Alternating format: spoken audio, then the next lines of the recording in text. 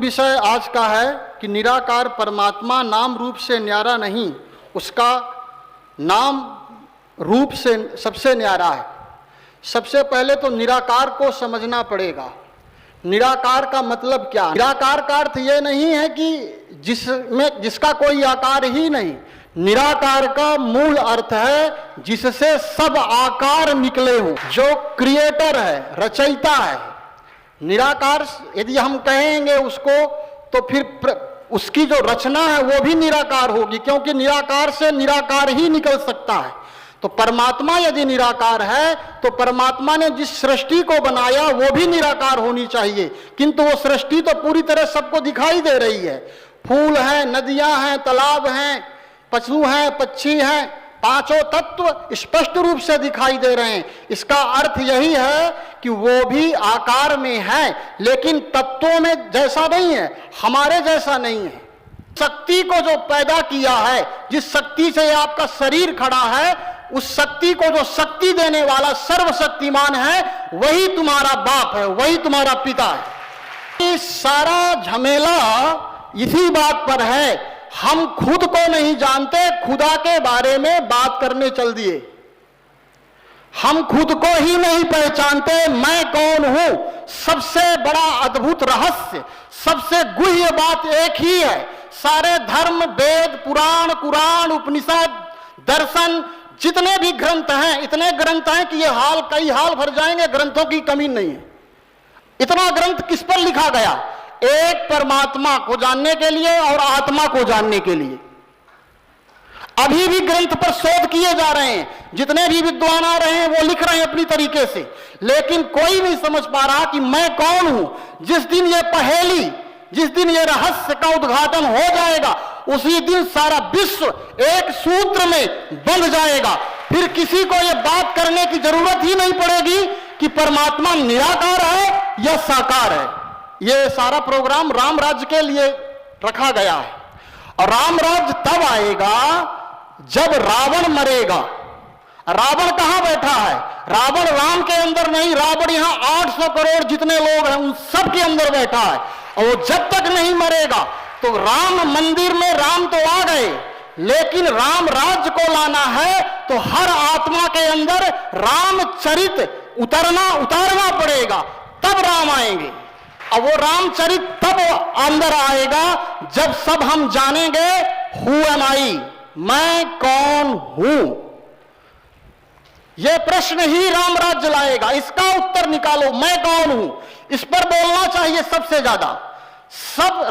सब चाबियों का, सब तालों की जो चाबी है वो मैं कौन हूं इसी के अंदर है। इसको खोलो। हमारे शंकराचार्य ने अद्वैत वेदांत, द्वैत और अद्वैत, द्वैत का मतलब दो, दो का मतलब दुख। मैं और तुम दो हैं तो दुख है। सब एक ही हैं।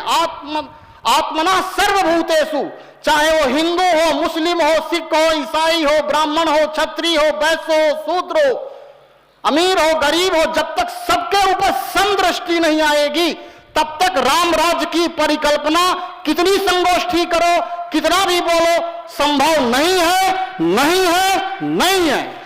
स्वामी जी ने कहा था एक बहुत गजब की बात कि भारत राम राज्य लाना है तो राम राज्य भरत ने लाया, भरत ने लाया। अब भरत से ही भारत नाम पड़ा देश का, ध्यान रखिएगा। अब भारत कोई धरती का नाम नहीं, भारत ये जो सफेद साड़ी पहने हुए ब्रह्मा कुमारी हैं, यही भारत माता हैं। जब तक ये नहीं अपना कार्य नहीं करेंगी तब तक भारत में राम राज्य की परिकल्पना नहीं हो सकती। और इन्हीं को परमात्मा ने निमित्त बनाया है, इन्हीं को यह कार्य सौंपा है। यही महिषासुर मर्दनी है। अभी तक हमने देखा है ब्रह्मा कुमारी आश्रम की जो बहनें हैं, हमने तमाम साधु संतों को 3000 संप्रदाय हैं। हम तो ये कहते हैं कि ब्रह्मा कुमारी को संप्रदाय ना कहें, संप्रदाय शब्द इसके लिए छोटा पड़ेगा, क्योंकि जिसकी रचना स्वयं परमात्मा ने की हो, जिसका फाउंडेशन, जिसका क्रिएटर, डायरेक्टर स्वयं परम पिता परमात्मा, वो छोटी मोटी संस्था थोड़ी अपनाएगा। बड़ी बात समझने की है तो हमने ब्रह्मा कुमारी बहनों को देखा कि वो गली गली जाती हैं, गली गली से लोग नहीं निकलते तो घर में घुस जाती हैं। ऐसी हिम्मत किसी संस्था के, किसी संप्रदाय के, किसी धर्म के लोगों में हमने आज तक नहीं देखी।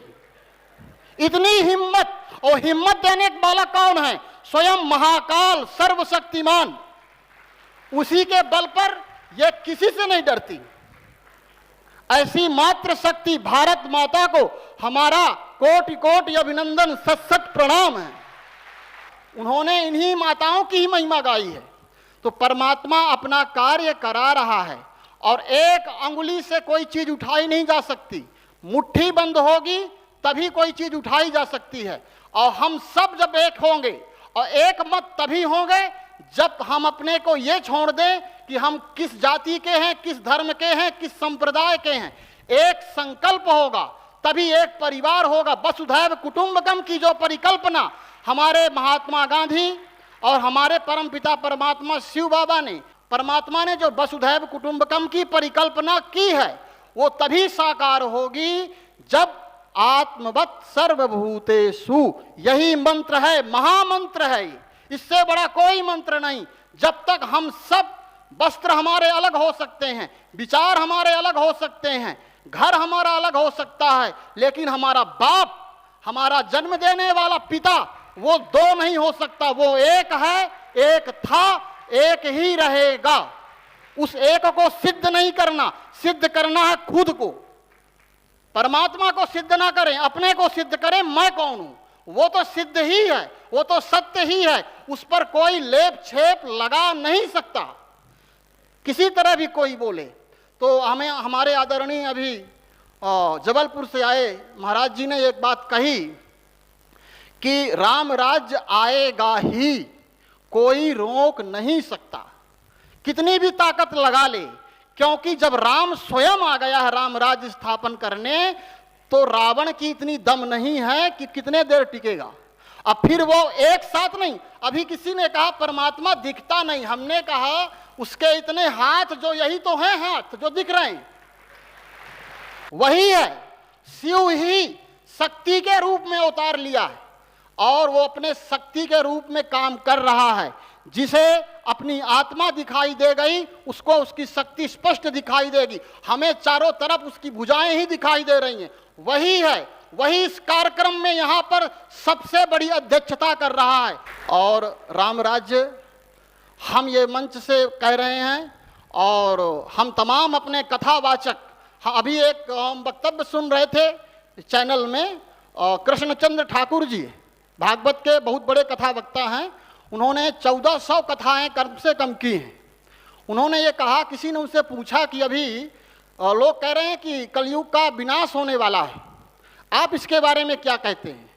तो उन्होंने यही कहा कि अभी कलयुग जो है, अंगूठे का, पैर का अंगूठा का नाखून बराबर तो आया है। कहते हैं शास्त्र में जो लिखा है, वो जिसने भी लिखा, जैसे भी लिखा, ठीक है। किंतु यदि हमारे आंख में दिखाई कम देने लगा, पैर हमारे कमजोर पड़ गए, कान में कम सुनाई देने लगा, बाल पक गए, तो ये बुढ़ापे की निशानी है कि जवानी की निशानी है? चारों तरफ एक आत्मा ऐसी नहीं है जिसका मन काम, क्रोध, लोभ, मोह, अहंकार से भरा ना हो। चारों तरफ आप आंख उठा के देखो, न्यूज़पेपर खोलो, टीवी खोलो, चारों तरफ ये संकेत दे रही है प्रकृति कि अब प्रकृति बुढ़ी हो गई है, एकदम मरणासन्न हो गई है, हम ही ने बिगाड़ा है। अभी भी हम सोच रहे हैं कि अभी 4,32,000 आएगा तब खेल खत्म होगा, तब तक में तो पता नहीं क्या से क्या हो जाएगा। इसीलिए हम तमाम अपने साधु संत महात्माओं का, अपने गुरुजनों का, अपने महापुरुषों को ये विनम्र निवेदन करते हैं कि जो बात यहाँ हमने अनुभव की है, ये सभी अपने शिष्यों को, अपने फॉलोवर्सों को बताना होगा कि आत्मवत् सर्वभूतेषु, परमात्मा आ चुका है। नहीं दिखता है तो थोड़ा सा देखने की कोशिश करें। ये बाहर के अंतर्मुखी हो, बाहर मुखी से वही दिखेगा, उसके अलावा कोई दिख ही नहीं सकता।